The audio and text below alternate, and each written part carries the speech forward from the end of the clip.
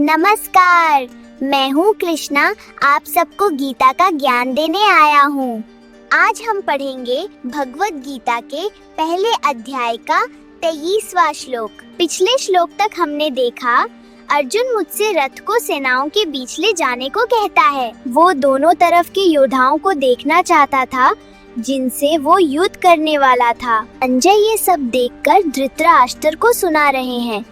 अब सुनिए अर्जुन क्या कहता है।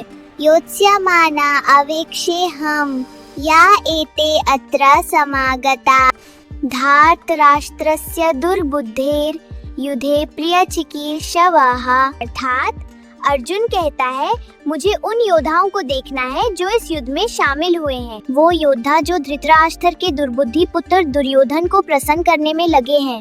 चलिए इस श्लोक के अर्थ को और गहराई से समझते हैं। याद है ना, मैं अर्जुन के रात का सारथी बनकर युद्ध में शामिल हुआ था।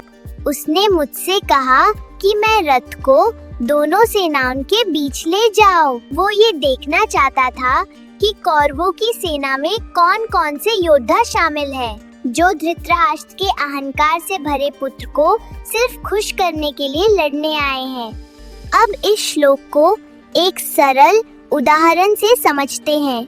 सोचिए, आपके प्रबंधक को खुश करने के लिए सब बहुत कोशिश करते हैं, पर आप समझ जाते हैं कि ये सब चापलूसी सिर्फ उन्नति के लिए कर रहे हैं। किंतु जब प्रबंधक वेतन कम करने को कहता है तब कोई कुछ नहीं बोल पाता, क्योंकि पहले कभी बोलने की आदत नहीं बनी, सिर्फ चापलूसी ही करते रहे हैं। ऐसा ही दृश्य दुर्योधन की सेना के योद्धाओं का था, जिसे अर्जुन युद्ध से पहले अपनी आंखों से देखना चाहता था।